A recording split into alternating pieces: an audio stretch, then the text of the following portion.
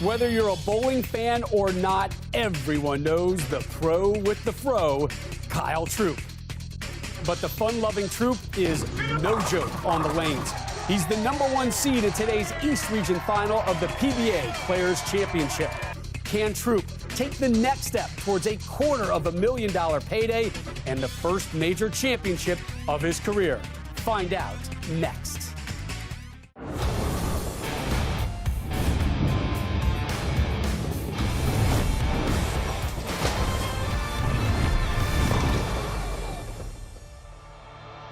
The build-up to the PBA Players Championship, it continues again today in Jupiter, Florida, as the makeup for this season's first major becomes clearer. The most members to ever compete in a major, 381, were separated into 5 regions. The top 5 from each, they earned a ticket to the east coast of Florida, where we have further whittled down the field.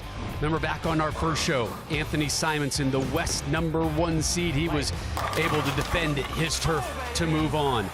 The following week, Canada's Francois Lavoie, he won the Southwest via a 1-ball roll-off. And then Saturday, it was Tom Smallwood putting himself in contention for his 3rd career major with a 20-pin win in the Central Final. Will the unbeaten run of 1 seeds continue today? Kyle Troup is in that spot as he looks to put himself in contention for the first major of his burgeoning career. Glad you're back here with us in Jupiter. Rob Stone alongside the Hall of Famer, Randy Peterson. In the business, they tell you, sell the stars. There is no bigger star at this year's edition of the PBA Players Championship than Kyle Troup.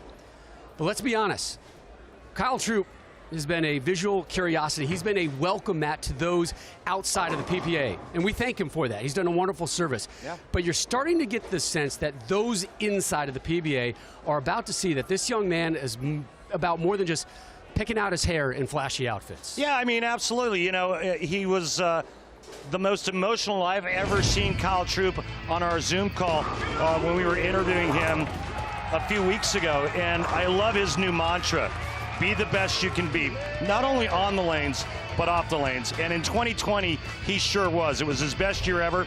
He's made some lifestyle changes. He's made some changes to his game. 500 practice games prior to this event with Storm Tour consultant Sean Ryan.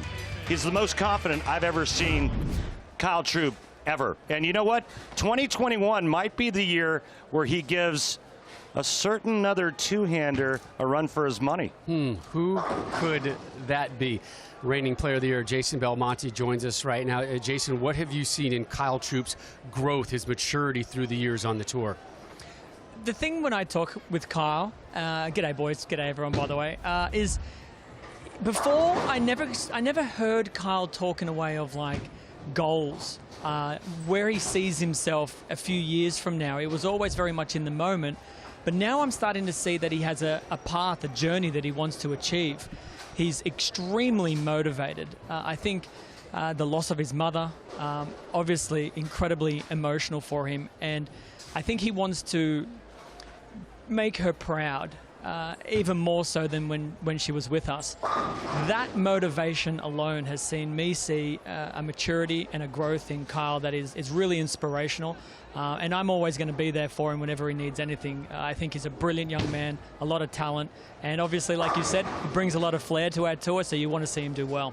He's a guy who's one of those faces of the PBA, just like you are, Jason. He's also one of those guys who is impossible to root against. There's 4 other guys out here who are going to try and take him down, but right now it is Kyle Troup, your 1 seed. He is the face of this tournament, and he's standing by with Kimberly Pressler. Kyle, you said that your 2020 season was your best season as of yet. So what do you got to do either physically or mentally to continue on that momentum so that you make a 2021 season even better? Well, Kimberly, the first thing is I got to keep working hard. With that being said, one thing I've really been focusing in on was really trying to lock in when I get on the lanes. When I lock in, I really get even deeper into my process, allows me to stay in the moment even more, I stay extremely focused and really focus in on the shot at hand, taking it one frame at a time and just staying locked in. Now, talking about your process, I know that when you get up on the approach that you have to look down to your feet, and I see you have some tape down there. So what does it say, and why did you do that? Kimberly, I've got "be the best that you can be" on my shoes. That was one of the last words that my mother said to me, and it's actually got a double meaning. You know, on the lanes, obviously, I want to be the best that I can be. Mentally and physically, but also, you know, it makes me think about my mother. You know, that makes me very happy when I think about her. So, you know, I'm going to try and be the best that I can be a good person, bring some joy to the world, and bowl good also. That's always a good thing. Good luck to you. Thank you. All right, Kimberly, thank you. So here's a look at how our stepladder is going to work today. Chris Vi taking on Tim Foy Jr. More on why Foy is here in just a moment. The winner to take on Michael Davidson. Brandon Novak is your number 2 seed, and as we mentioned, Kyle Troop waiting in the wings as your number 1 seed from the East region. Making his national television debut, he owns 2 PBA regional titles. This is Tim Foy Jr. Native of Delaware, 8-year pro, has quite an interesting day job. We'll get into that in a moment. Randy, you and I just got introduced to him, you too, Jason, essentially just a few minutes ago. Yeah. Before this show, and there's a reason why. Here's Foy, first shot under the lights of television. Not what he wanted. Jason, you like the 3.6910 to be the first spare that you ever shoot at on television? You never want to shoot that. I know, right? First, Ever. second, whatever Ever. it is. It's a tricky one.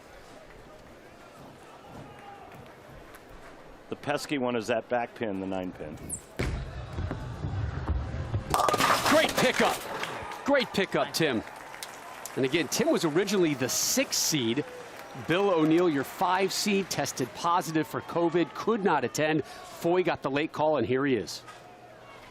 A 3-time member of Team USA, the 2016 National Amateur Champion with 2 PBA regional wins. Here comes Chris Vi. Native of the Columbus area. OH! IO is what you're supposed to say. IO. IO, yeah, jeez. Not dealing with college football guys right now, am I? Especially not ones that root for Ohio State. Chris Vi in the first, gets them all to drop. I think what's interesting on this show, Jason, is that we have 3 two-handers. No lefties, but 3 two-handers. No, and it's the most that we've seen maybe ever. I don't think we've ever had more than 3 two-handers on a show. That will manipulate the oil pattern more than most other shows. That rev rate is going to be higher. The guys will be forced to move a little further left, maybe a little quicker. And I think the boys are also using a little bit of surface on these bowling balls. Farther left than we saw Smallwood yesterday? It very well could get that way. It will depend on how these guys make their moves. Oh! How about the 7 and 10 taking a leisurely dip into the pit? How about the clean-cut Chris Vi throwing a little dirt down in the pin deck? Watch this pin action. Yeah, I used to throw messengers like this back in my day. Said me never. Little double messenger early on. Foy off that spare, gets himself 10 in the pit.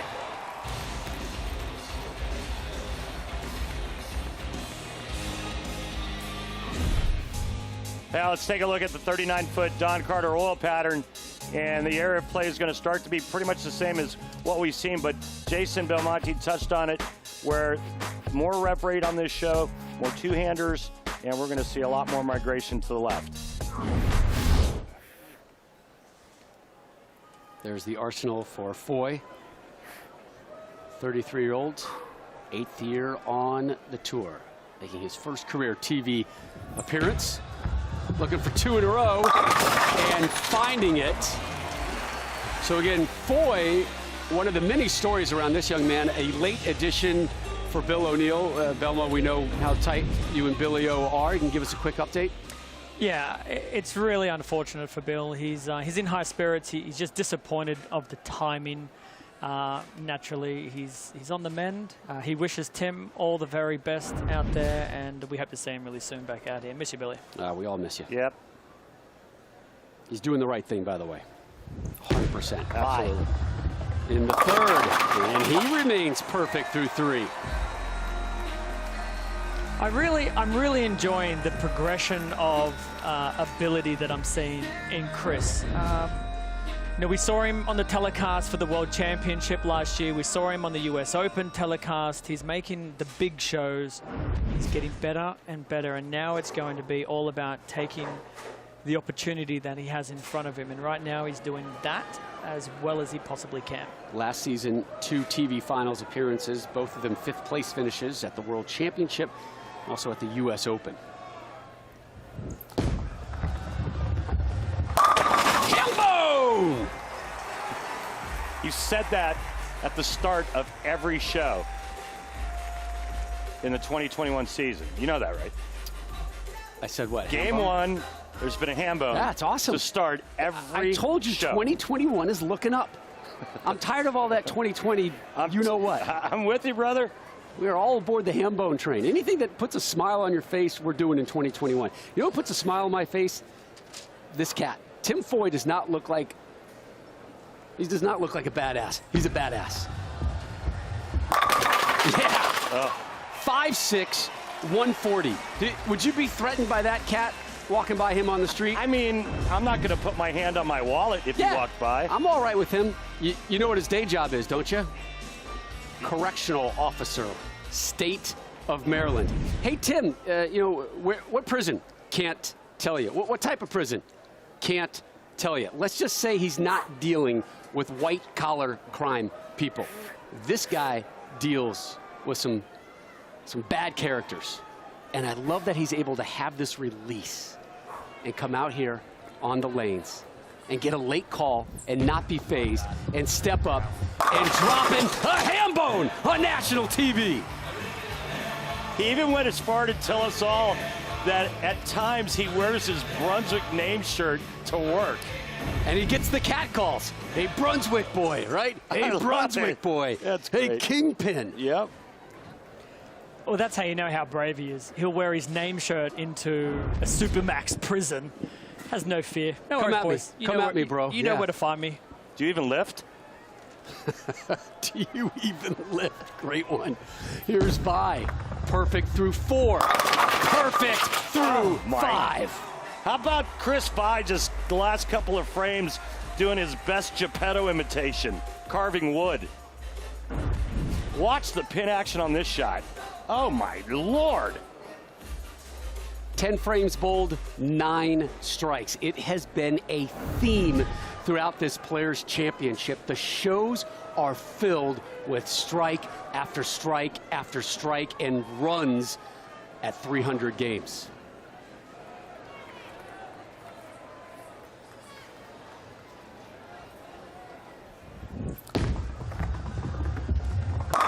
Randy, it's a little hot and humid down here in Florida, isn't it?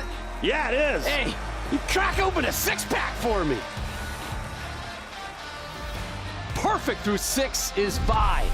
Foy with 4 in a row as well. And when we return, we'll tell you who that man, Tim Foy, used to loop for. Think lefty, think mustache, think Hall of Fame.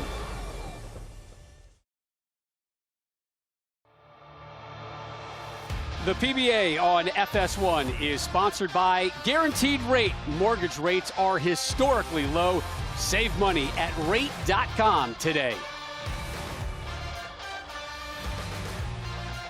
The East region was contested at Bolero West End in Richmond, Virginia. Take a look at the top 10 again. There's Foy, who was 11 pins out, able to slide in due to the illness that hit Bill O'Neill. BJ Moore coming in 7th. Mitch Beasley there at 9.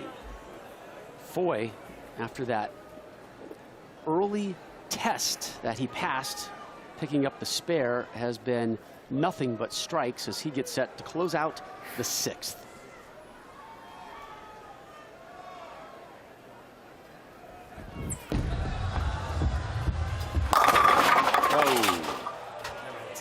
Pretty good shot out of commercial, but it pushed just a little bit too far down the lane. Jason coming a little bit late and leaving that soft 10. Yeah, where his hand position is in difference to Chris's, it's probably just a little bit more forward. So that ball isn't going to change direction as hard. So the ones that he leaks to the right, he's going to hope that he actually throws them a little slower to give that ball a little bit more time to get through the pocket properly. Takes care of the 10-pin. What's the advice you guys give to a newbie on dealing with that commercial break? I mean, the advice I would give would just be to kind of visualize the shot you're going to make. Keep in mind that there's going to be a little bit of a rhythm, a change in rhythm because you're sitting through that commercial. Just be cognizant of that. Also, maybe keep in mind of the lanes possibly drying up or changing just a bit.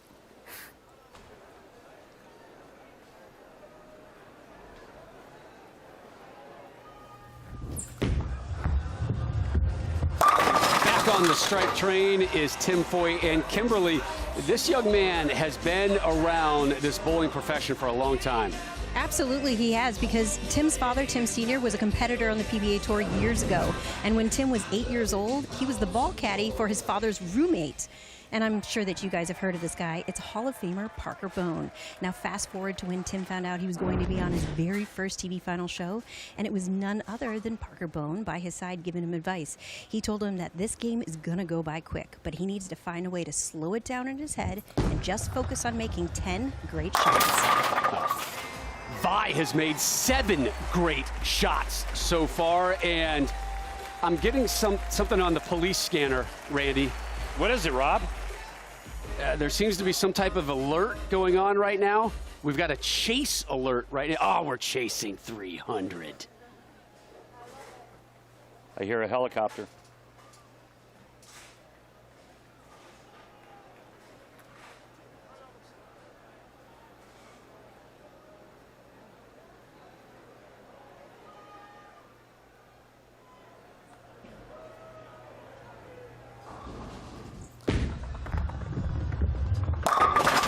In a row.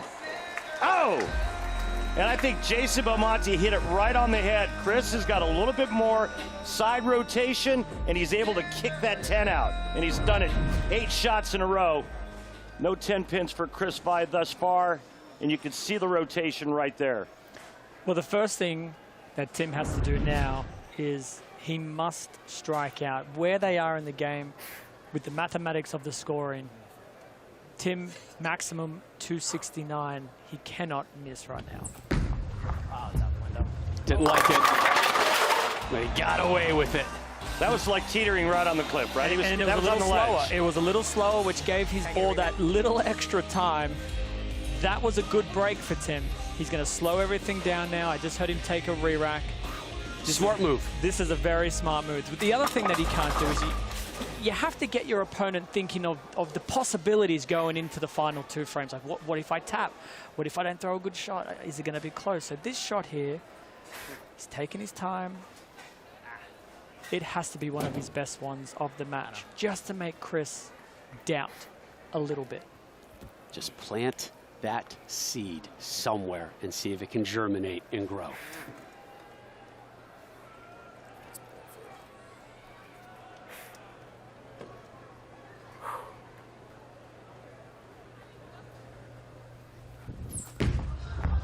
You're right.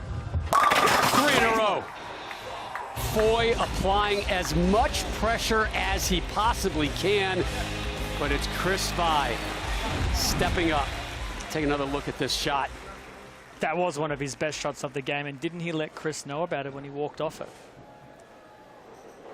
Randy? Sir? Report here in South Florida, some off-ramps have been closed. State police are in pursuit. There is a chase going on. They're going after the 300 car. Vi. He's got 9.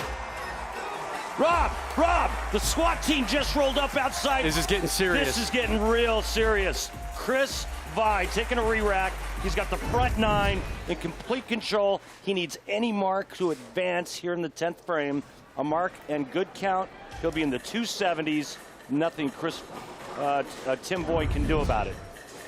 That's going to be his main focus. As much as you want him right now, Rob, to shoot 300. His main focus is, let's get the job done to win the game, and then we can enjoy the next 2 shots.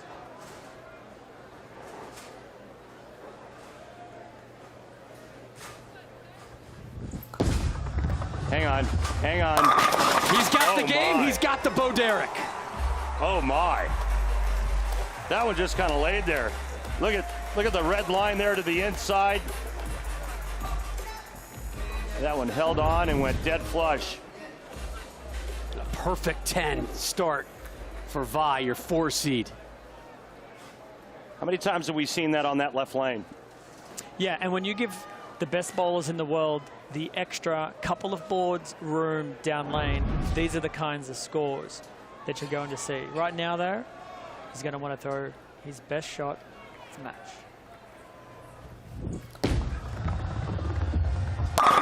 He's 1 away.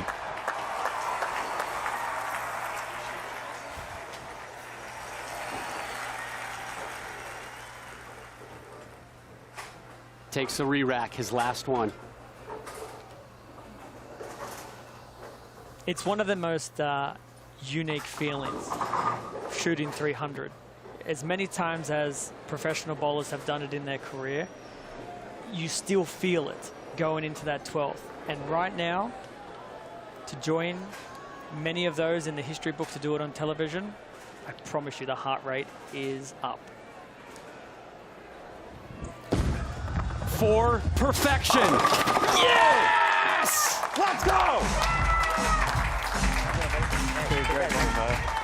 The 30th perfect game in the history of professional bowling on television. Chris Vi. Man, did he take advantage of that first one in the 10th.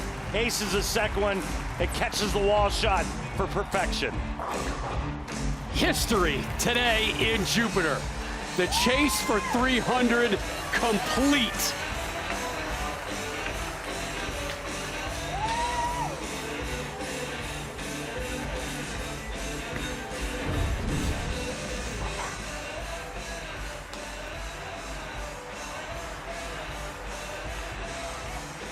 This Players' Championship continues to over-deliver.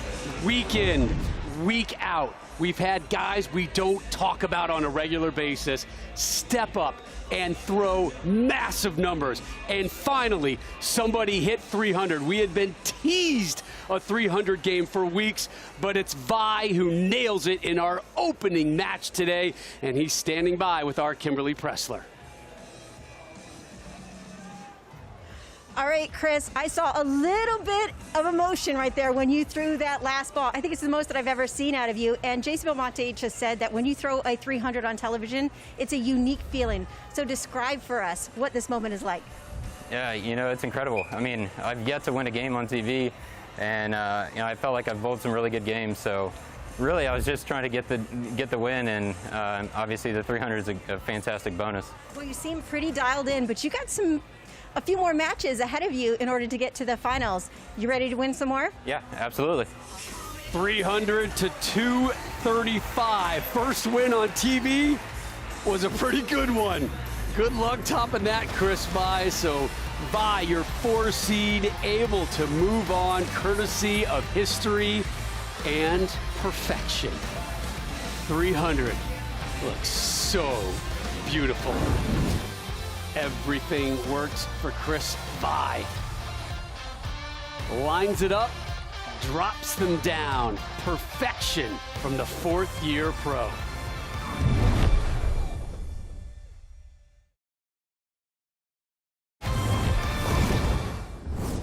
We welcome you back to the PBA Players Championship. Just moments ago, we witnessed history. Chris Vi in the 2nd. Chris Vi in the 4th. Notice the theme here, his 12th and final shot.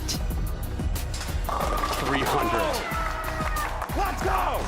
30th televised 300 game in PBA history, earning him a $10,000 bonus and the chance to move on today and potentially to the PBA Players Championship show later this month. Now he's got the 3 seed, Michael Davidson.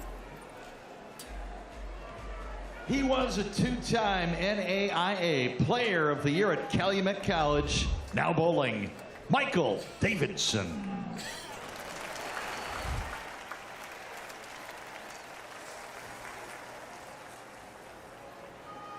25-year-old from Versailles, Ohio, your 3 seed here in the East. 3 years on the Pro Tour, 0 tour titles.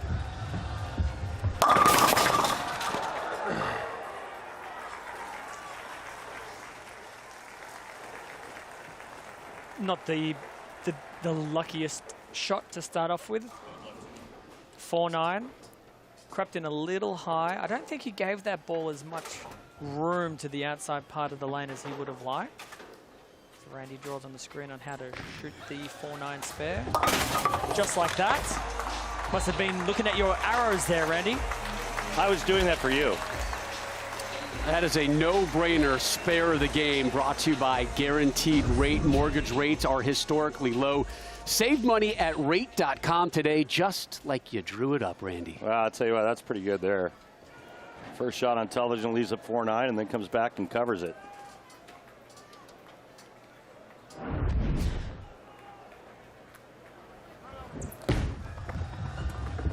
How about 13 straight strikes for Vi now? So you've got one for like a 4-bagger.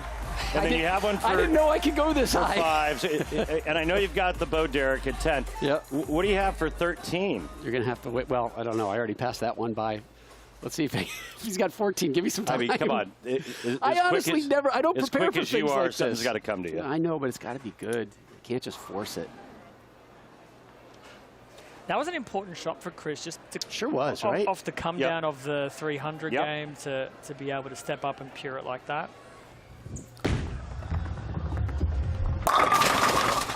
Guy can't miss. Can't miss. It's getting to the point where it's ho-hum. Oh, 14 straight strikes in a row. But this leads to a conversation that we were all having earlier. The general sports fan out there that happens to be flicking on PBA will say to you, well, you guys should be striking all the time now. It's not that easy. Things change. Lanes change. And bowling is a game of centimeters. It is the smallest of degree of change. It can be the result of either a strike like that from Michael where we mix them all up, or if it hooks a little bit more, you could potentially pocket 7-10. It's such a difficult game to master. But Vi is making it look easy so far today. Take a look at Davidson's arsenal. Again, the higher the number, the higher the hook.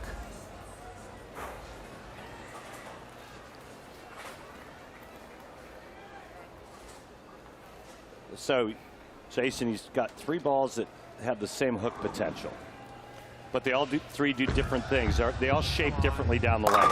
Yeah, exactly. And we've bowled on this pattern now for the last few weeks. So the guys that have been waiting in the wings have got a pretty good understanding of what kind of ball shape do I want to see out there. So we now know we probably don't want a ball with a hook rating of 4 or 5. Right. Too clean, right? And we definitely know we don't need any 9 or 10s. Yeah, yeah. So I'm going to fill my arsenal with that medium hook range.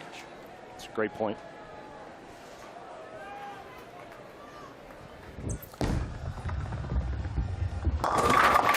He keeps on striking. He's like the Energizer Bunny of strikes right now. 15 straight for Vi. New tracks, new teams, and a new champ. The 2021 NASCAR season starts in just 1 week with the Great American Race, the Daytona 500. Valentine's Day, February 14th, live, only on Fox. Well, Chris did say in his interview with Kimberly that that was the first game on television that he'd won. I guess he's realizing in order to win games, he has to shoot 300s every single time.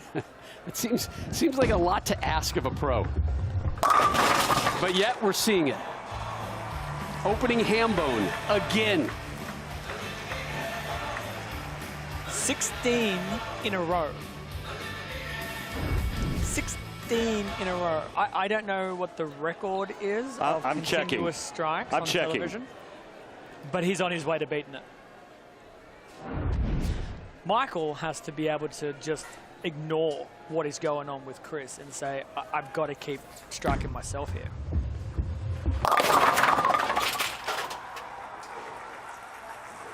We have seen this seemingly every weekend through the course of the Players' Championship buildup, where one player is just so dominant early on and hot that it's forcing the competition to do what you say. Like, I just got to worry about me and strike, because I got no shot at getting in this because these guys are just striking out. Yeah, I mean, yesterday it was Weidman, and all he did was strike, and then he ran into a little bit of competition there in his last game when he ran into some carry trouble. Nice spare. Great pickup there by Davidson. Yeah, and Smallwood started red hot and was able to close him out. But no, you're right. I mean, and keep in mind the only champion on this telecast is our tournament leader, Kyle Troop.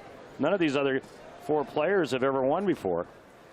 When an oil pattern is playing as high scoring as this, and you get off to that hot start and your opponent has a couple of spares, it causes even more pressure, because the player who is fallen behind just assumes, I have to strike out. Wobbly 10. So you add the extra pressure of thinking of the assumption that my opponent is going to throw so many strikes. Right. And it just compounds every frame you fall behind.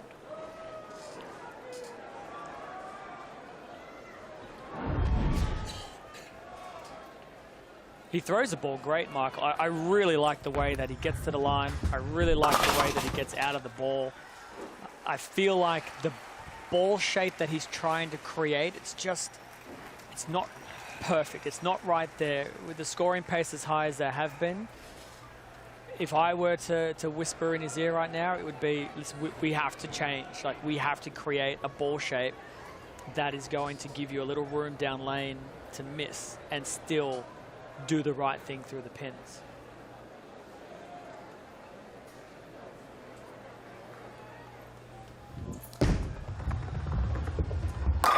"17 straight strikes." One more time. 17 straight strikes on television. I mean, I'm not really good at math, but I'm thinking that's a lot. His strike rate is at 100% today, Randy. Well, I just did the math. 17 for 17.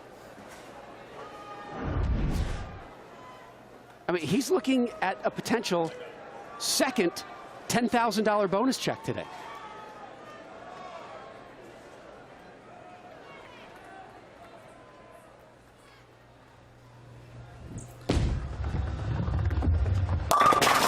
And finally, the streak ends at 17.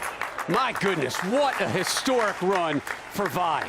17 straight strikes until that shot here in the 6th of our second match. It must be a weird feeling picking up your spare ball for the first time. 16 frames. What are you doing here? I didn't ask for you. Go back to your home, spare ball. It's a good point. Yeah, I'm surprised he even brought it out to the rack after the first few frames. It's like old school Kyle. It's like old school Kyle Troop, not even bringing the spare ball out. Just give that ball to your tour rep and say, leave it on the other pair. Chris Vi was perfect through 5, gets a 9 spare. Bit of an opening, perhaps, from Michael Davidson. We wrap up our second match of the East Region Finals when we return here on FS1.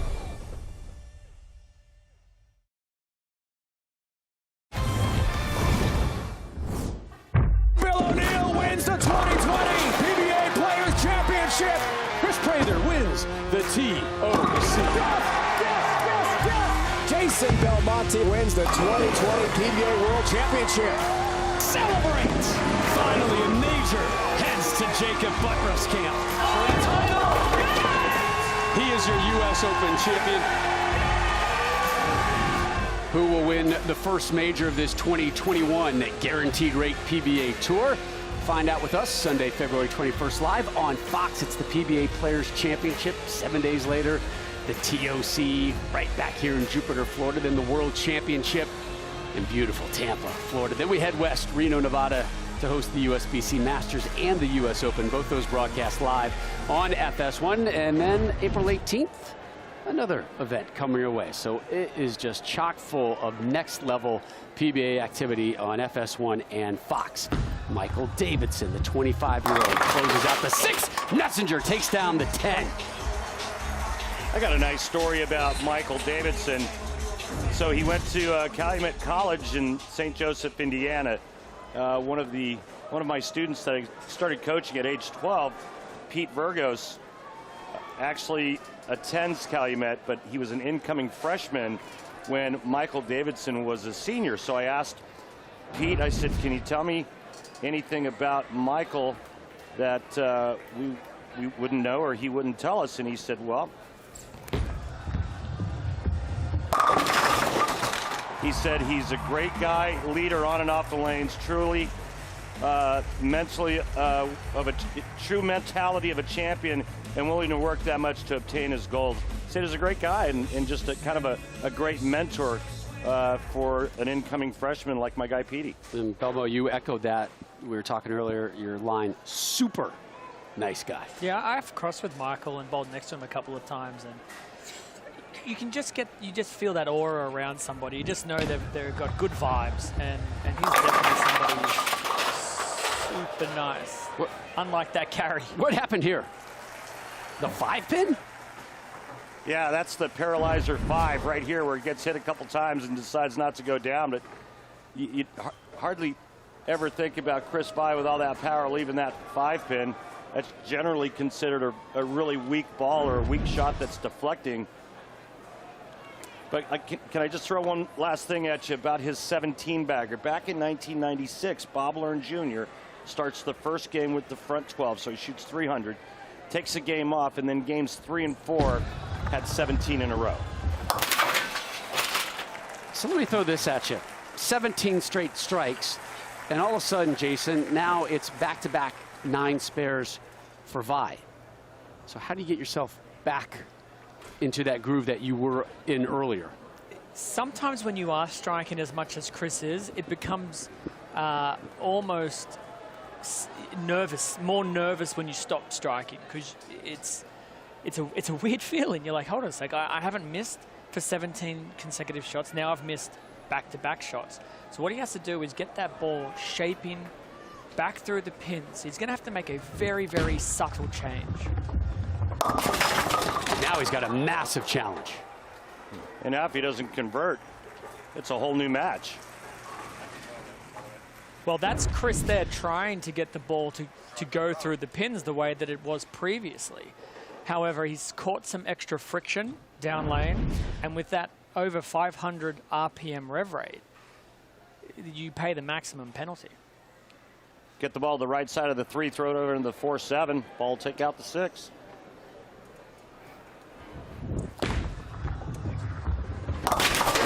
Open frame.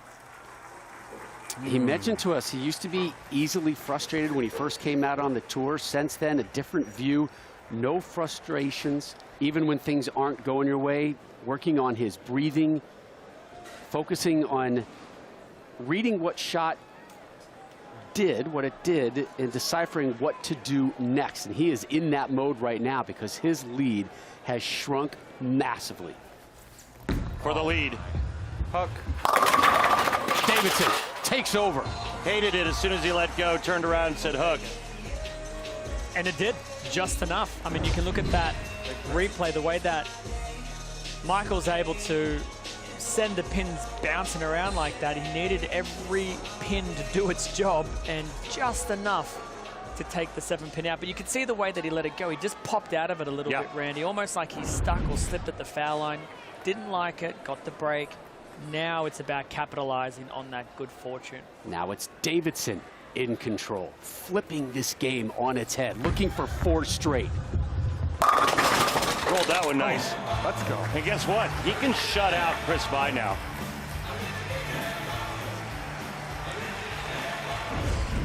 Yeah, that's a good time to get that ball rolling through the pins like that. Now he cannot lose no matter what Chris does, like Randy said. But what Chris has got to be thinking, if I can catch this next 3 or 4 strikes in a row, Michael's coming back to the lane that he doesn't look nearly as comfortable as.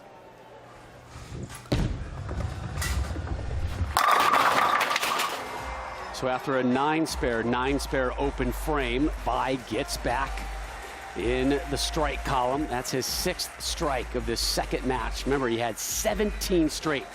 He must be thinking, how long ago does that feel like? After that brutal 6th, 7th, and 8th frame. Well, this is his tournament right now. If there's no strike here, you're nearly gift wrapping the win to Michael. He just had a big split, ball overhooked. There will be a move. It's about execution now.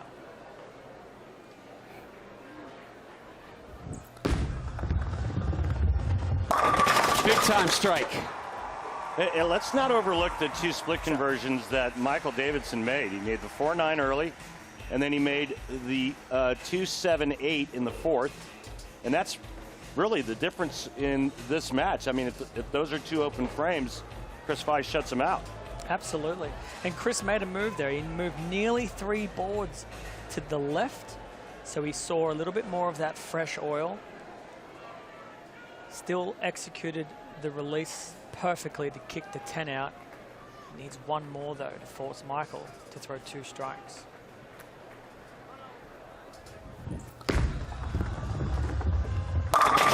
Got it. He said, I feel like I should be in contention every week. I have now set myself up for success. We saw success in the first match with that 300 game. A great start here in the second match, getting the front 5, and then trouble. 9-spare, 9-spare, open frame.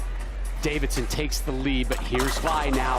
3 straight strikes, looking to close with the 4-bagger and apply some heat to the Davidson seat.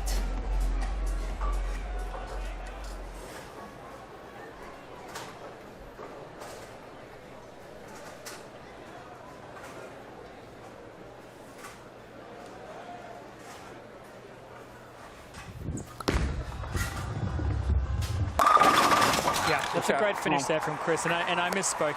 Now he's forced Michael to throw strike 7 spare for the win. Yeah, or strike 9 and miss, and it's over. But yeah, 2 strikes does still win you the match, though. Exactly right. It sure does. It just wasn't the minimum.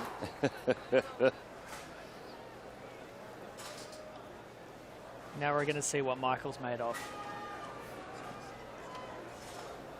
Non-winner making his first telecast ever. There's the strike, a late drop of the 10. Oh my, it was almost like the 6-pin wrapped around the 10 so fast it created its own vortex and sucked the 10 off the deck. Watch the 2nd pin to your right. Now what is, you talked about centimeters. How much room? Millimeters. That's millimeters, right there. That knocked that over. And just to give the people at home an understanding of how great a shot that was, the last few shots that Michael threw on that lane did not hit the pocket flush. Yeah. So for him to step up, flush a shot like that, and get the 6-pin to do its job just enough. 9 for the win. Whoa. Hang on. That could have been disaster. A 6 split there was a loser. Yeah. He almost leaves the 2-4-8-10. 7, he has to cover it. And nearly even the bucket. There were a lot of combinations there that could have been look standing. At that. The bucket was standing for a second. That was the bucket with a 7 for a second, right? He needs to cover one of these. Just needs 1 to win. Just needs 1 and gets them both. 244, 242. What a comeback win for Michael Davidson. And Chris Vi, thank you. Thank you for what you gave us earlier today. A perfect game and 17 straight strikes, but in the end, that magical run has come to a close, and Michael Davidson, 2 pins better to move on to the East Region semifinals. Michael, you can breathe now. Davidson had some huge spare conversions, had the 4-9 in the first, Randy, and then this one in the 4th, the 2-7-8. Yeah, I mean, this is the difference in the match. He misses those 2, he's done. First ball in the 10th, he aces, but again, millimeters from that 10 standing. And then this next shot, he gets it in the oil, and he just about misses it at the bottom. Almost got 6. But guess what? He's standing with Kimberly now. Thanks, Randy. So, Michael, you know, you needed a little luck from Chris to win this match because he was hot up until that 8th frame, and then he had that open. So what went through your mind when you saw that shot? Whenever he had that open, I knew that was going to be my last chance at winning this game. So whenever he did that, I would just like go up there, throw a good shot, and finish out the game, finish it strong, and move on to the next match. And well, you actually did a lot of work before that 8th frame because you had 2 major split conversions to help you take this win. And how were you able to accomplish that? staying in the moment. That's pretty much all it was for me. Well, that's all you can do at this time. Congratulations. Thank you. I know how he was able to do that. He's a damn good spare shooter. Now, so many people practice those strike shots and they forget about the spares. Well, spares, as you mentioned, Randy, the difference today as Davidson moves on. Coming up next, it's the guy who Randy says throws like an octopus falling out of a tree. So, you know, you probably want to see how Brandon Novak shoots it next.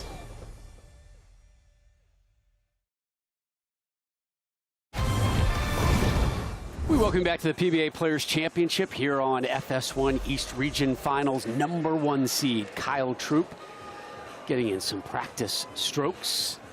He'll be taking on the winner Brandon Novak and Michael Davidson. That one still to come here on FS1. Millions of kids nationwide are without their normal access to sports and play due to COVID-19. That's why Fox Sports and Good Sports are restoring play for kids and the programs that serve them through donations of brand new sports equipment. Text PLAY to the number on your screen, 36413. Text PLAY to that number to help kids in the game. Davidson off that 2-pin win over Chris Vi will roll first here. Match #3, East Region Championship. Anybody else have a hard time believing that with 17 in a row you would lose? Right, a 17 bagger. Isn't it? Not enough. And that's bowling.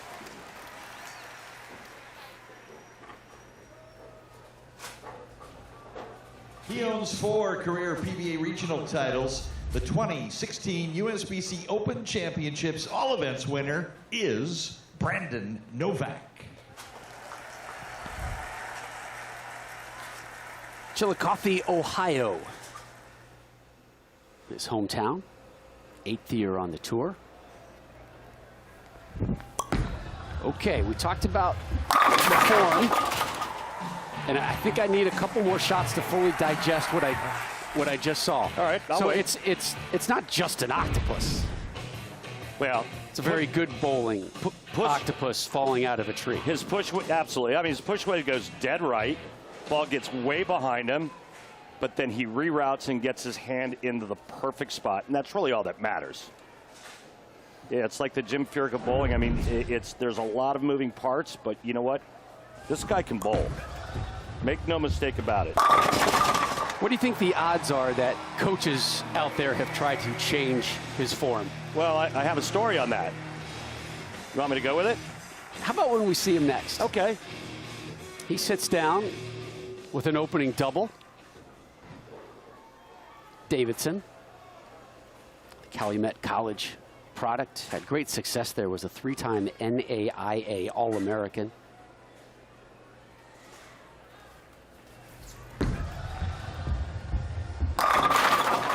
Jason, no power outage in this match, just like the last match, but both of these players use their thumb. There's a lot of power being thrown out there. Yeah, the whole show is full of rev rate, yeah. and that oil pattern is going to manipulate faster than what we've seen it in the previous weeks. What I'm liking with Michael right now, especially on that right lane, it was his suspect lane, but that shot right there looked really solid. The way the pins went back, all sucked into the back of the deck. That's how you want to see the pins fall. So he may be ready to go again. Didn't like it, got away with it. All right. You need a couple of those, all right. And they're always on the left lane. Yeah. And they're always missed left, and you can miss on that left lane when you're in the right spot. All right, so Randy, let's go back to Brandon Novak after we see a one more look at that little shot. high flush replay of Davidson there. Yeah, go ahead. That's your story, about Randy. Yeah, it's, Oh, I thought you had a little bit more to lead me into. no, that was it. It's short, That's it. short and sweet. How many years have we worked together? Yeah, well, I haven't seen you in a while. All right, so he goes to Saginaw Valley State for a tryout. Yes. And he left an hour later. Right. Because they tried to change everything about his game. Yep. I think the most interesting fact about Brandon Novak is that, did you know that he took one step until he was 15 years old? I found Isn't that crazy? I had that highlighted here. Would do a one-step approach till I was 15. Yeah.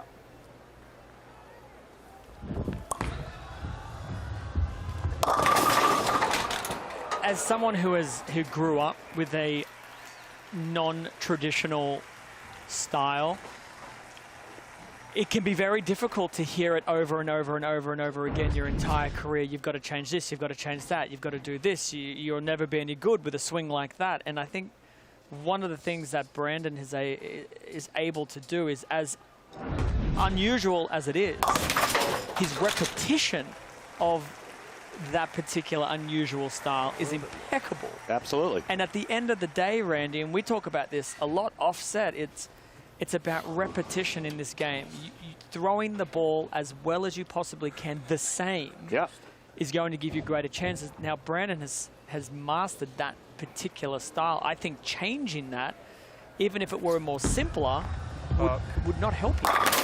Davidson got the hook, got the messenger, and gets another strike. So an opening four-bagger for Davidson. You see the location down lane, and I'll tell you what, Jason, to get it back from there, you really have to roll it heavy and get your ball speed down just enough to make it come around the corner, and he does just that, where he catches a little love tap on the 10. Yeah, and that's about as close to leaving a 10-pin as you're going to get. It was quite a fortunate break, seeing the 6-pin kind of fall into the gutter and then bounce off the wall back onto the 10. You won't be relying on that hit for much longer. Oh. And we've seen that before on the left lane.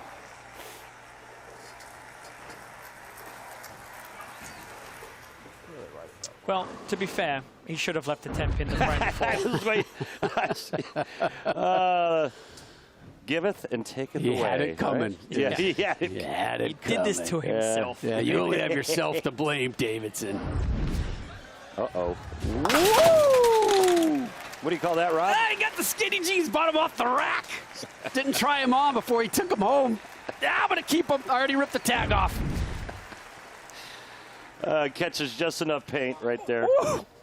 Man. Man. So that man's first televised finals ever, and this man has made 4 TV shows.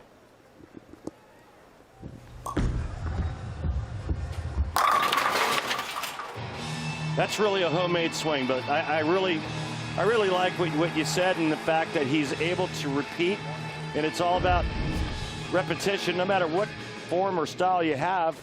And again, just look at how far behind him he is. But you know what? He gets the ball down in such a great position. He's got a great hand at the bottom of the swing. And really, all that matters is the moment of truth. When you got to let go of it, if your positions are good, I mean, you're giving yourself a chance to make good shots. A homemade swing. Yeah. Unfortunately, all I can see is me running next door to Home Depot and making myself a homemade swing, and my kids just crashing and falling out of it, because a homemade swing that I would make would look like his shot. Your kids would get hurt. Oh if you my made a God. swing. I'm like, kids, sign the waiver. But Dad, sign the waiver. Sign the waiver. I don't want to be liable for this. I mean, any coach who's worth their weight would look at that style and say, we've got to change this. And I give him a ton of credit for sticking with that homemade approach. And that's what makes Brandon so unique, is it works for him. You know, they said the same thing about Walter A. Williams Jr. He just became the all-time leading winner in the history of the PBA. Davidson, Novak. Wrap it up when we come back.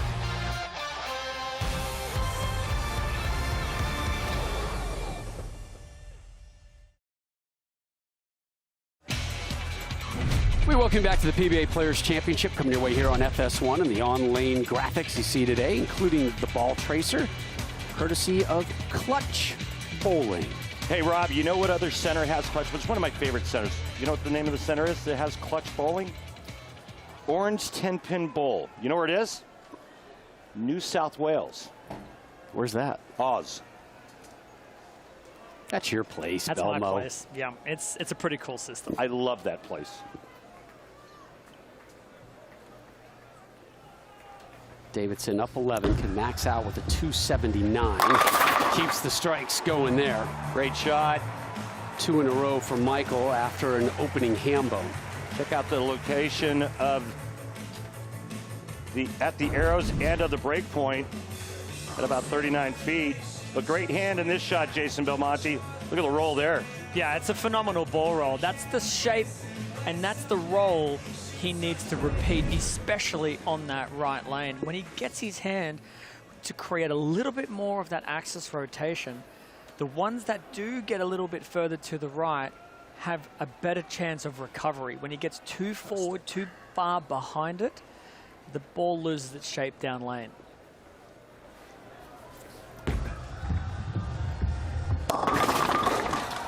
Oh boy. Well, we've seen some great spare shooting from Michael Davidson back in match 2.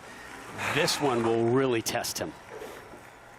Just overreaction down lane, and he gets all of it at the bottom, and then too much down lane reaction as it comes off the dry part of the lane. Yeah, and Rennie, I don't think that was a bad shot at all. I think Michael, when he let it go, probably felt pretty confident that was a good shot. It was just the lane transitioning right then, and he's going to have to make a move. Brandon's probably also noticing that transition. He obviously has to be thinking, was it him? Was it the lane? First and foremost, though, he's got to get up and throw a good shot here on the right lane. I think what he's thinking is, opportunity has just been presented to me. Novak left the 10-pin. Yeah, it's a bit right. You can see there in the numbers, about a board and a half right, so the ball comes in a little late, a little soft. Not able to take full advantage of the opening given to him by Davidson. You think that was a bit of a miss at the bottom? I mean, you should be able to get it back flush from a board and a half right. We've seen guys get it back from the 3 board. Yeah, I think it's not just about, again, this is what makes bowling so tricky is, yeah, you have to be able to have the same rev rate, but your hand position at the release point, if it's just a tiny bit different, the ball motion changes. And if you just don't get the correct angle of entry into the pocket, you can leave those 10 pins really easily.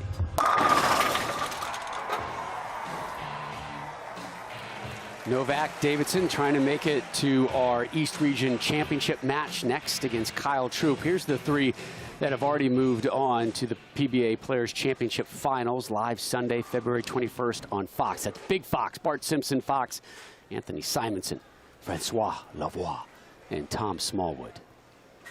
You know what all 3 of those players have in common, Rob? Strike for Davidson. Go on, Randy. They're all #1 seeds. Troop trying to keep that streak alive a little bit later here. And we talked about how hard it is to win from the #1 seeds, less than 50%. And thus far, the #1 seeds have been perfect. Speaking of perfect, how about another leaner into the 10-pin for Davidson? All right, so he's got to make a move on this lane. Last shot on that left lane, he threw it nice, it overhooked, and he went through the nose and he paid for it. Let's see what kind of adjustment he makes here. Foundation frame 9th. Looking for his 7th strike, and he'll get it. Yeah, and that's a big move. You know, he's moved in well left of where that last frame was. And what he's got to be careful of is that he doesn't catch too much oil. That time, the ball had just enough in the engine to come back and go a little light mixer. But now he's moved into a bunch of fresh oil. He's got to be a little careful of that.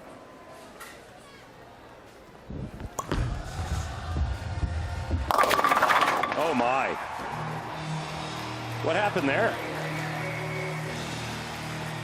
Lady luck happened there. That was an unusual pin carry. All right, now that great break for Novak, and he just needs 2 strikes and 9 in the 10th frame to shut out Davidson.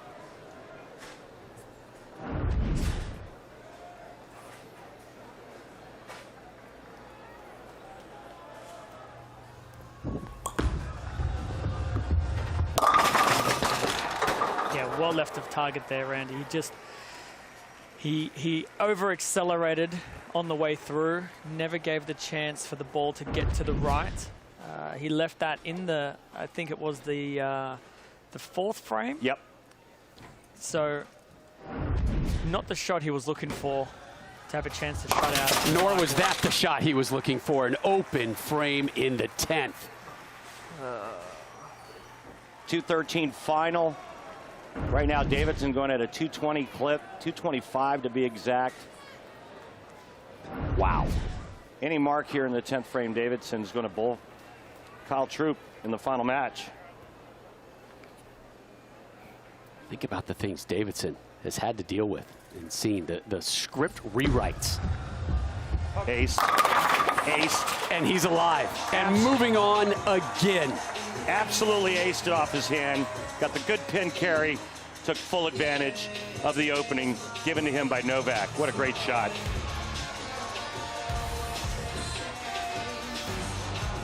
Davidson moves on. Coming up next, it's the major changes in the day-to-day and the life structure of fan favorite Kyle Troup when the PBA and FS1 returns.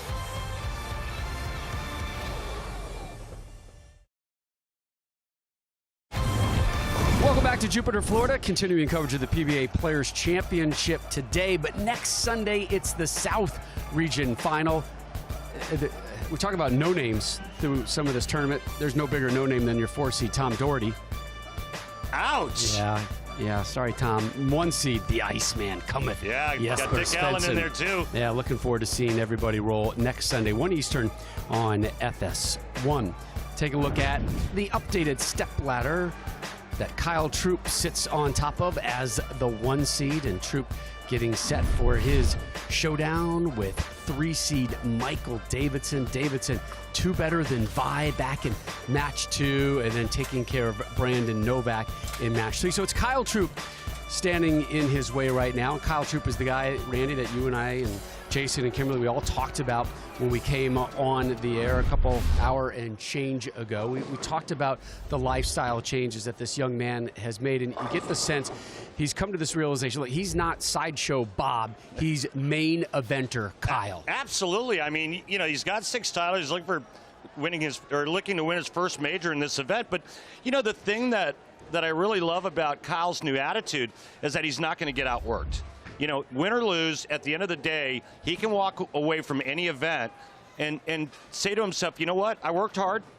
You can't always win every week, but at least I worked hard. I didn't get outworked. I wasn't lazy. I put the time and the effort in to give myself a chance to use my talent, and that's all you can really ask for. I also want to add, it's not like his engaging personality has left, as you can see in the outfit and the hair. He's still this warm, wonderful human being, but on the professional side, you can tell that he's taking this much, much more seriously, and he's got a really interesting challenge in Michael Davidson coming up, Belmo. So if you're part of the Davidson camp, how do you pull off this upset? That's a really good question, Rob. But I think the thing that we need to be focusing on, if I were in the Michael Davidson camp, is what has happened previously week to week in this position. What we've noticed is the person who has made a run through the ladders has then seen a little of that transition that's caused a few hiccups. The number 1 seed has won every single week, and the main reason for that hasn't been because of an outrageously high game from the number 1 seed. They have bowled well, but the guy coming through has typically had a rough patch. So if I were Michael Davidson, I'd be very aware of a lane transition that may be coming and putting as much pressure on the number 1 seed Kyle Troup as early as possible.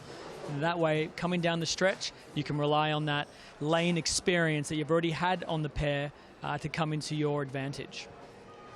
I think that this title, or this final match for Davidson, is all mental.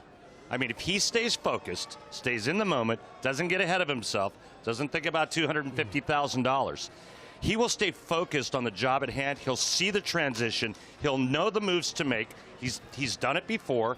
He obviously has the talent to be here, but he has to stay in the moment and stay focused mentally. If he can do that, avoid the distractions. I think he has a good chance to win. That $250,000 payday, the largest winner's check this season on the PBA Tour. Easy to be distracted by those numbers. Also easy to be distracted by the jumper suit being worn by our friend Kyle Troop as well when our coverage returns. Why Troop is having some flashbacks to Forrest Gump and Lieutenant Dan. I love it.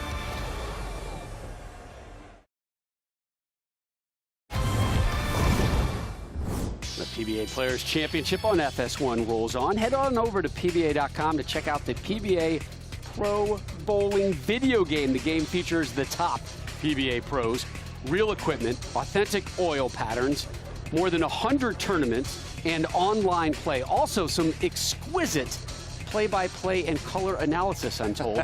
It is now available for the Nintendo Switch, PS4, Xbox One, and for your PC. Here we go. Set to begin our East Region Final. Michael Davidson, the 3 seed, up first.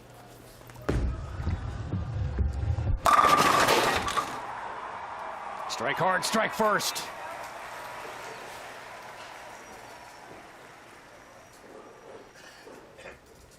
A 6-time PBA Tour champion and 3-time member of Team USA on the deck, Kyle Troop. Love that outfit. We have seen it before, Randy, haven't we? We have. First win, I think, wasn't it? 2015 Wolf Open. Do you know what the theme is? Partridge Family, right? Partridge Family bus. Ooh. Yeah. And again, it is a jumper. It is a one-piece suit. No, that's a one-piece? That is a one-piece jumper.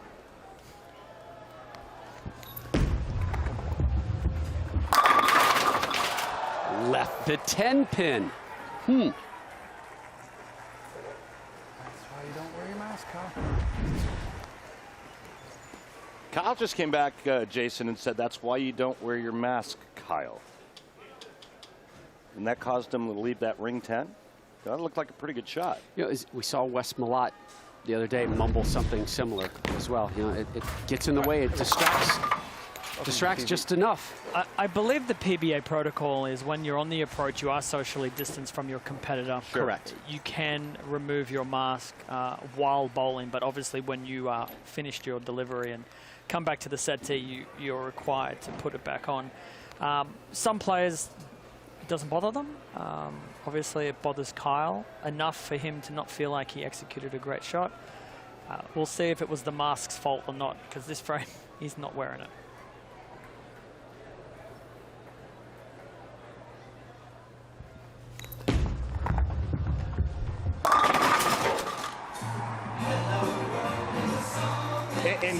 There's the old Kyle Troop is back. He hears the music, he gets the strikes.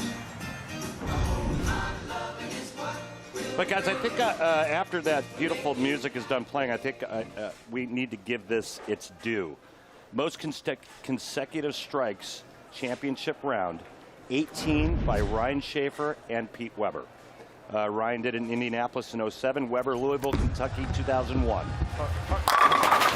Chris Vi awfully close to topping that earlier today. Back-to-back ring 10s on that right lane, Jason. A little bit tighter of the two lanes for the right-handers. The ball moves down or pushes down a little bit farther towards the pins. And when that happens, typically you do see a lot of 10 pins. Yeah, and now the guys, you know, they are creating a lot of angle, especially through the front part of the lane. So if the lane is a little tighter, there's a lot of factors that can come into this. You know, it's not just the lane pattern. You're also talking about perhaps the topography of that lane. It may be a little uphill, so the ball does lose its angle off the back end. It can also mean the sideboards, the kickbacks, the position of the pins on that particular lane could be just slightly different, but it certainly seems a little harder to get the 10 out in that lane.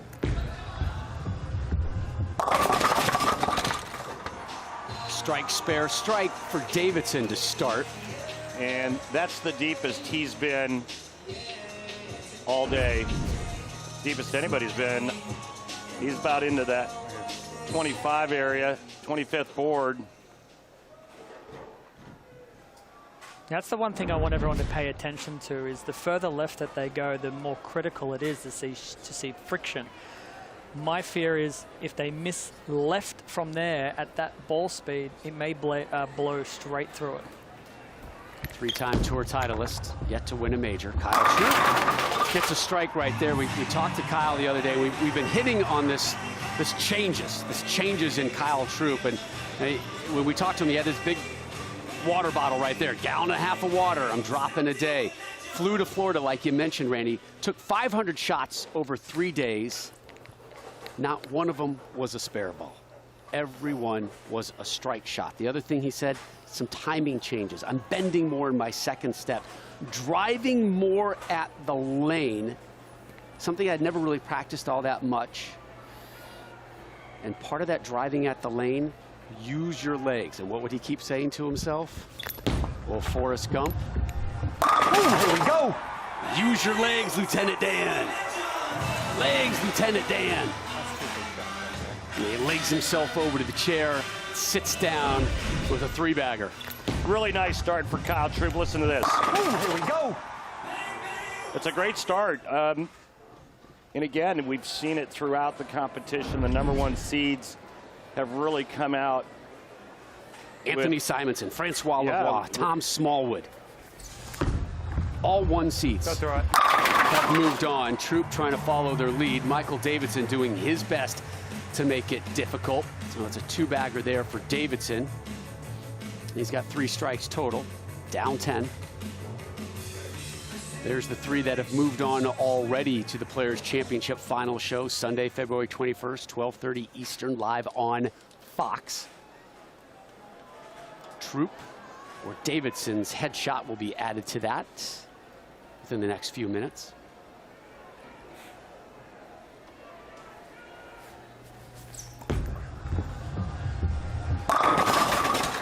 Messenger rolling, not enough protein. It looked like it might have been enough early, but. And that is surprising, that left lane. We haven't seen too many 10 pins on that left lane. That can only be caused due to the angle of how far left that Michael has moved. Kyle is a good 5 or 6 boards further right than Michael, which isn't necessarily surprising, but there's obviously a strategy. What did you talk about before we went to break for this match? You talked about... You can't give openings like that. There you go. Not on today's oil pattern, not in this building, and not with how these players are firing strikes down there. If he is to miraculously come back, he's going to require Kyle to follow suit with that error.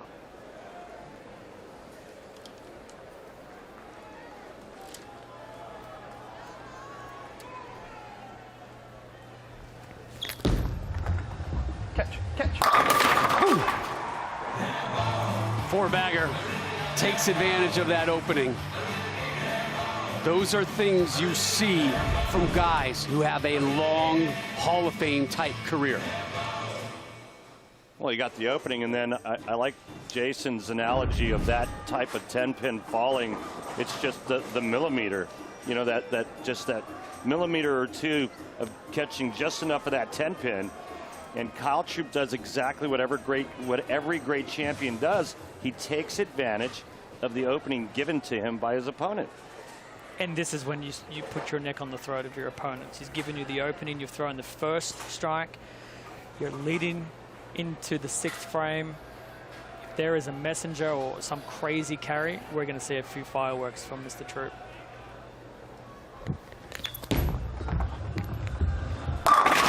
In a row from Troup.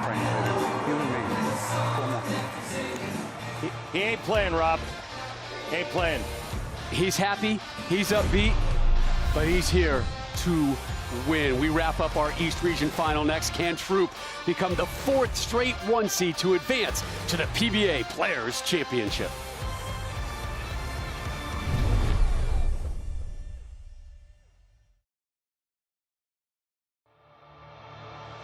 The PBA on FS1 is sponsored by Guaranteed Rate. Mortgage rates are historically low. Save money at rate.com today. Last season, Kyle Troop won 3 tour titles, including, back in February, the Mark Rock Marshall Holman Doubles Championship.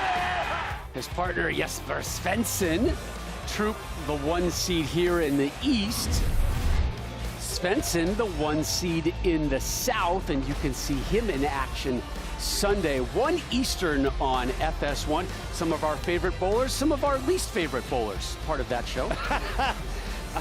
Wow, I can't wait for that telecast and have you and Doherty just get after one another. Next Sunday, 1 Eastern on FS1. You are not going to want to miss it. It's funny, when the both of them walk into a bowling center, they remind me very much of Peter Griffin and the chicken in Family Guy when they see each other. Yeah. There's the eyes, they stare at each other, and I'm just waiting for the 16-minute through the city fight scene between the both of you. That's a great one, Belmo. That's a great one. Somebody get on that. Somebody will get on that. All right, back to action. Michael Davidson in the 6th.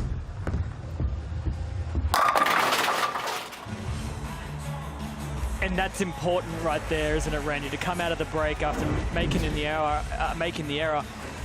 I don't know about you. I'm almost feeling like this match is going to be riding on this next shot right here. Yeah, no, I agree. I mean, I think he's in a place right now where his brain has to be saying, I have to strike on every ball from the 6th frame on to have any chance.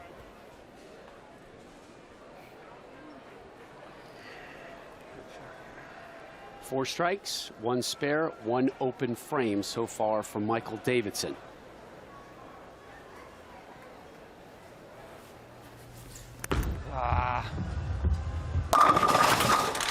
Gotta break. Come on. Got a break indeed.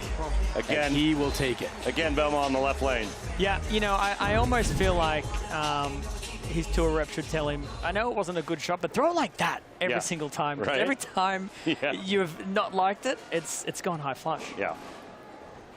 I mean, through the pins and the way it was rolling down the lane, it looked good. I can only imagine it was maybe a little soft off his hand. He didn't feel like he caught it, or he missed it a little in. 5 straight strikes for Troop. Looking to crack open a 6-pack. Make a little bit better one than that. Come on. A little bit better. What a great break right there for Kyle Troop to extend the lead back to 43. It's a 6-bagger. Tripping the 4-7 out late. And I think at this point right now, the only way he loses this match is if A, he throws it terrible, or B, he misses transition. Yeah, and that shot there looked a pinch slower, and I think the Specto data showed it was a little slower there. He's got to keep his speed up. He's got to keep the ball in front of him where he wants it through the front part of the lane. If he does that, the ball will take care of the rest. That's a shot. Yes, sir, it was. 7 straight for Troop.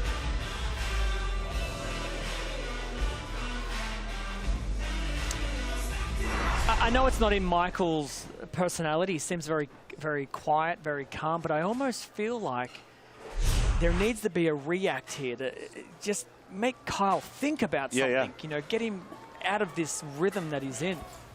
Make the strike. Go. Like that.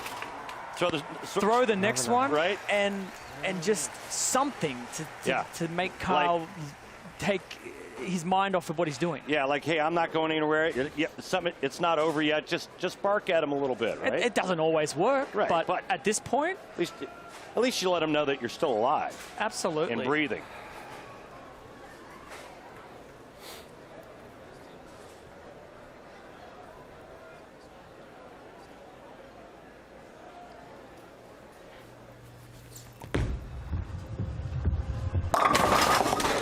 Ball actually rolled out right before it got to the pocket. So it starts to curve towards the head pin, and then it actually stops and flattens out, and that's why he left that flat 10. Yeah, and that's all release, isn't it, Randy? Yeah, that's just getting through the ball slightly different, not creating the axis rotation that he'd previously thrown. And, you know, it's almost all but over now with Michael Davison in his run. It's still a fantastic performance today. The only error he's thrown today was in the 5th frame of this game. And like we said at the top of the show, errors on this oil pattern against these players, we can't do it. No. Yeah, that was a great point that you made. It's like you just can't you can't give somebody an opportunity when the lanes are this gettable and you're going up against this kind of talent. Again, a look at the shoes of Kyle Troup. Tape on them with the phrase, be the best you can be, from Mom. Right now, he is being the best he can be in the East. And Messenger, yeah! He's been in the weight room, takes care of the 10, leaves the 7. A major break for the Troup camp. Head pin to the sidewall, 7-10 standing, and then the head pin nudges the 10 out. Like somebody tried to block the head pin too, Randy. That could have been a blocking foul. Yep. Play on, picks it up, looks upstairs, remains clean. So spares for Troup in the 1st and the 9th, everything in between, nothing but X's. Mathematically, it's over. And it keeps the trend alive of the #1 seeds going through to the final 5. A pretty amazing performance. Other than a trip 4 pin in the match. That's for you, Mom. He's been pretty solid. Yeah. A great performance by Kyle Troup. He's got such a showman in him, and obviously it's part of his DNA. You know, from what comes in from his dad. And, you know, I think there was that pressure on him to be this charismatic, colorful, kind of out there type dude, right? But it looks to me, here in 2021, he's found peace, he's found harmony in managing being who he is, and also being true and pure to a sport he really cares about. I really like that, you know, again, his mantra, be the best you can be, but it's not just in bowling. It's in life and being a better person and bringing joy to people's lives in and outside of the bowling center. And I really love that about Kyle. Yeah, and I think when we first saw Kyle on the PBA tour, there was the tag of, showmanship, but it was all for fun, right? It was all, let's have a laugh with Kyle. And absolutely. He's now found that balance. He's found the balance between, I want people to notice me, see my flair, and enjoy it, but also take me very seriously, and I'm a threat to win every single week. It's interesting. He said, I've acquired a bit of a laser focus like a Norm Duke. That was the name he used. You get a focus like Norm Duke, you're going places. Yeah, agreed. And it's easy to get caught up in the visuals of Kyle Troup. Yeah, I see you, buddy. It's super easy. Because the people that I know who don't know bowling know about the dude with the hair. Yeah, I mean, he's not out there doing handstands or jumping up and clicking his heels together. Correct. The guy's out there acing shots. Acing. I mean, he's two-handed power player that can do a lot of different things with the bowling ball. He's worked so hard on his game with Sean Ryan, his tour rep, and you know, some of the changes that he's made, and he feels really ultra confident, but it's his whole outlook on everything. Stay bowling again, bud. Stay bowling. Stay bowling. Yeah, big shout out to Michael Davison as well. Great Absolutely. run today. Yep. In the end, Kyle, just a little too strong, made too many good shots. Yep. Really fascinating show it was. Kyle Troup moves on. He is your champion from the East, joining Tom Smallwood, Francois Lavoie, and Anthony Simonson. Those 4 and 1 more to come back here in Jupiter, Florida for the PBA Players Championship Final. Live coverage Sunday, February 21st, 12:30 Eastern on Big Boy Fox, Family Guy Fox, as you like to say there, Belmo. Let's hear from Kyle Troup, standing by with Kimberly Pressler. Well, guys, Kyle absolutely ran away with this match, but can we take a moment to appreciate the outfit on its own? I think he deserves a trophy just for that. And I have to ask, because inquiring minds want to know, including myself, is this really a jumpsuit? Oh, it's still pants. Is Rob on the show again? Is he calling this a jumpsuit again? Yes, he did. No, it's still pants and a jersey, but, you know, we got to shout out the Partridge family. Yeah, you did. Why did you decide to pick this one? Because you wore it in 2015. Why'd you pick it for today? You know, I just feel like it's been a while since I wore this outfit. That's an important decision whenever I go onto TV is which outfit I'm going to wear. And, you know, I had good vibes coming into the day with this outfit on because it worked good the last time, and it worked out well, Kimberly. Do you think you're going to wear it in the finals then? Oh, we're just going to enjoy this for right now. We'll think about the outfit come showtime. Well, let's talk about the finals right now, because even though this is happy-go-lucky Kyle that we're seeing right here, when you step on the lanes, you're very serious and you're focused. You are now one step closer to winning your first major. What would that win mean to you? You know, that's been a goal of mine since last year. You know, I did make a major show. I fell just a little bit short, and that's the next step in my career, you know, to win a major. You know, the work doesn't stop now. We're going to put in even more work, try and get deeper in the process and stay even more locked in to bring home the major victory. Well, I don't know if you know this or not, but you were the 4th #1 seed to advance to the finals. Why do you think that is? You know, Kimberly, that's a great question. You know, I think, you know, the guys that bowled well in the regions, you know, it shows, and then they come here, we stay locked in, we stay very focused, try and make the best shots we can. And, you know, also, you know, things can go our way sometimes with other bowlers bowling on the pair for a long time. They might go through some transition, and I tried to go ahead and stay ahead of it coming into this match. Well, just like the tape on your shoes that says, you know, be your best self, your mom would be proud of you. Congratulations on this win. Thank you, Kimberly. Woo! Love you, Mom, Gov, Tyler, love you. Thank you, Storm, Vice, Bowler X, Team Fish. This one's for us, baby. We're coming for the major. I don't care what Kyle Troop says, it's still a jumpsuit. It will always be It's a got a belt. jumpsuit. I know it does, but some jumpsuits have belts as well. Let's move on from that, and let's talk about the wonderful bowling storylines that developed today. And, of course, we started with perfection, history. I mean, think about it. 4 non-winners, and then Kyle Troop. And we start off with a Tim Foy, Chris Vi match. And, well, not 1, not 2, not 10, 3, not 4, not 10. 12. How about 12 in a row for the 30th perfect game on television in PBA history? There it is. That's the last shot, and for that effort, he wins 10 grand. And that's how you start a show it. And Vi started the next match really strong as well, Randy. Yeah, he had 17 in a row at one point. It looked like a runaway, but this man right here, Michael Davidson, this match came all the way down to the 10th frame. Davidson needed the first strike in the 10th and then 8 spare, and he did that to win by 2. Next up, Brandon Novak, the 2 seed. Yeah, it was really tight early, and then Davidson just kind of ran away with it, throwing the last 5 strikes in a row. But in the final, it was your 1 seed, Kyle Troop. Would not be denied. He went spare 7 in a row, and it was all she wrote. Kyle Troop just so focused, so locked in, and he made just such great shots. He looked unbeatable throughout the entire match. We have seen a few themes develop here at the PBA Players Championship. Number 1, the success of number 1. All of the 1 seeds have been able to move on. The other one, a really high strike rate. 80 frames today. We had 66 strikes. Jason Belmonte, you have noticed another theme, my friend. Yeah, it looks like errors are absolutely death out there right now. With the high scoring lane pattern, the guys throwing some quality shots. Unforced errors have been basically the unfold of everybody who has lost. So my message to those coming in the next week's show, take a little extra time on your spares, throw the best possible shots, because if you do make an unforced error, based on what we've seen already, it could be your demise. One other theme, the evolution of Kyle Troop. Yeah, and I mean, he gave us so many bullets in our Zoom conference with him, but, you know, the message is clear, you know, be the best you can be, on and off the lanes. I think that mentally he's probably, given everything that he's been through over, say, the last 18 months, he's probably in the best place he's ever been mentally, ever.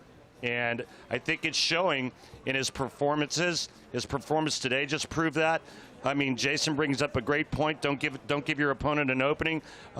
Davidson missed a 10-pin in the 5th frame. And what did Kyle Troop do? Well, he just threw 4 strikes right behind it to increase that string. So, I mean, Kyle Troop's in a place where I think of guys like Jason Belmonte, when they're at the top of their game, and I've said it many times about Jason, before. When he's at that level, nobody can beat him. Kyle's getting to that level. Agreed. Yeah. Agreed. He is knocking on that door, Yeah. and pretty soon that door is going to bust down. We are closing in on our final 5 finalists for the PBA Players Championship. Who will fill that 5th void from the South? There's a look at your 5 competitors next Sunday, 1 Eastern on FS1. The Iceman cometh. Jesper Svensson sitting in the catbird seat. What about as that 4th your seed? 1 seed? Never heard of him. Tom Dougherty? It's Tom Doherty. Doherty. Yeah. All right, well, I'll try to get that figured out by next Sunday, 1 Eastern on FS1. It's the South Region Final. Well, for Randy Peterson, Kimberly Pressler, Jason Belmonte, and our entire crew, I'm Rob Stone. We had perfection in Jupiter, but in the end, it was Kyle Troup elevating himself to the top of the East Region, the 1 seed, getting the victory, taking care of Michael Davidson. Yeah, he's got mom on his side. He's got good looks. He's got style, and he's got an attitude now to match. You've been watching the PBA on FS1. Kyle Troup wins and moves on.